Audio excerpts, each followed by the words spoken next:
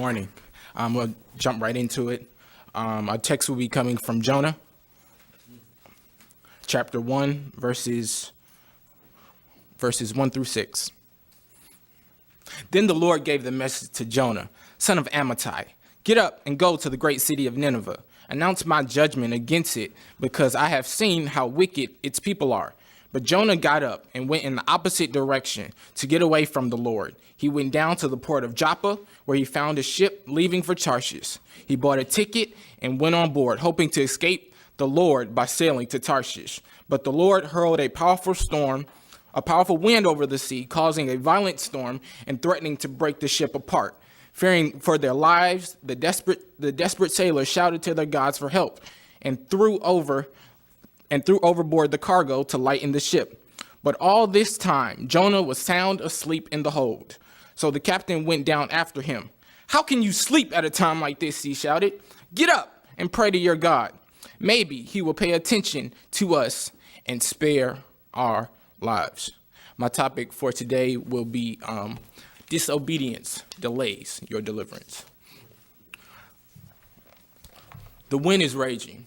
The storm is hurling down. Captain, is that everybody? Is everybody on deck? Raise the sails, shift the mast, pull those sails down, throw that cargo overboard. Anybody seen Jonah? Why isn't he up here helping? Where's Jonah? You seen Jonah, bro? I don't know. Hey, Captain, I haven't seen Jonah. Jonah, what are you doing down here sleeping? Get up. Pray to your gods. Can't you see that storm out there? Get up, pray to your gods so that they will spare us. And here we see Jonah has been called by God to preach a word to Nineveh. Yet, though he has his assignment, he still chooses to disobey. He's been running from trouble. He's been running, and trouble has awaited him at every corner and every turn. He's been humiliated aboard a ship. And later in the story, we see that he's tossed overboard into a raging storm and even swallowed up by a whale. I have 3 points that I want that God spoke to me when I read this read this text, and I would just like to share them with you. The first point is that obedience will swallow up and overtake disobedience every time.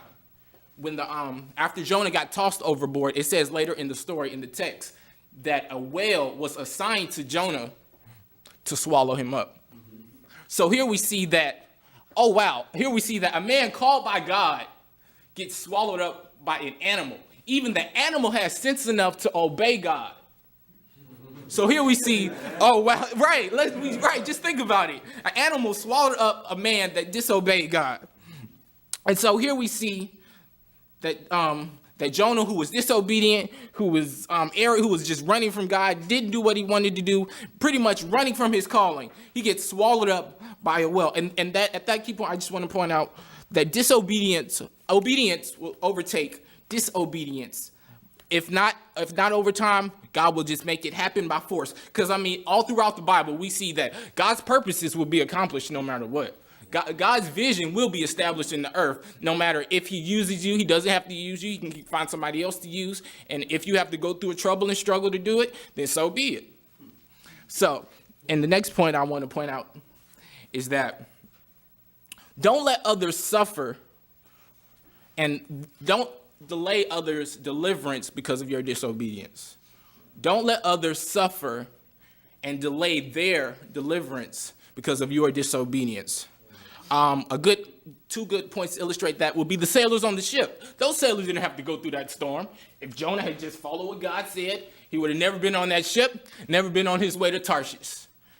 Another point that the people in Nineveh, one key thing that struck me when I was reading the story of Jonah is that Jonah was in the well for 3 days, and after God spit him out of the well, it said that it was a 3-day walk to Nineveh.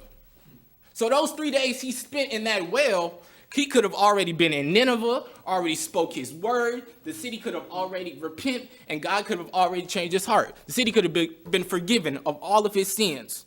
But since Jonah wants to do what he feels like he should do, he wants to do what he chooses to do, he delays their deliverance. The city suffers. even the sailors suffer because of the disobedience of one man. And here's the key thing.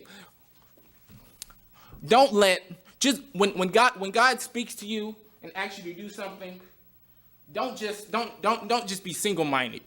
Be global about it. Okay, if I make this decision, how will it affect somebody else? Will it affect someone I need to evangelize to? If I be disobedient when God tells me to do this, will I delay someone else's deliverance, or even better yet, delay my own deliverance? So, and the last point I want to point out to you, that being obedient and heeding the voice of God would not only save you, but it will save the others as well. It will not only save you, keep you out of trouble, keep you in the right way in the will of God, but it will save others as well. Because God never gives us anything just to do, because just to do it. God's purpose, God always has a plan, always has provision. There are always steps that he needs to take according to his plan. What if David decided that he didn't want to be king? Then what? Jesus would have never went down 40 generations. So being obedient and hearing the voice of God is key, not only to our life as ministers, but to the lives of the people we minister to. It's not only key to our lives as being an example, but it's key to the lives of those as well. Because us being obedient, we might not get to see the breakthrough. We might not get to see the change. But as Paul says in the New Testament, we've planted that seed. We've planted that seed to where, he's being obedient. Maybe I need to go and go seek out God to see what he wants to do. We might not be the one to water it. We might not want to be the one to tend to it, but we planted that seed to where that someone else can say, hey, since you heard him, since he was being obedient here, you can go and do the things that God has called you to do. So in all things, we must be obedient and heed the voice of God. If we are obedient, we are not only avoiding unnecessary dangers and troubles, but we are also avoiding unnecessary sacrifice. And we are able and willing to bring deliverance not only to ourselves, but to others as well. And we are able to bring deliverance and salvation and bring the deliverance and the salvation of the Lord, not only to ourselves, but to this hurting and dying and desolate world. Thank you.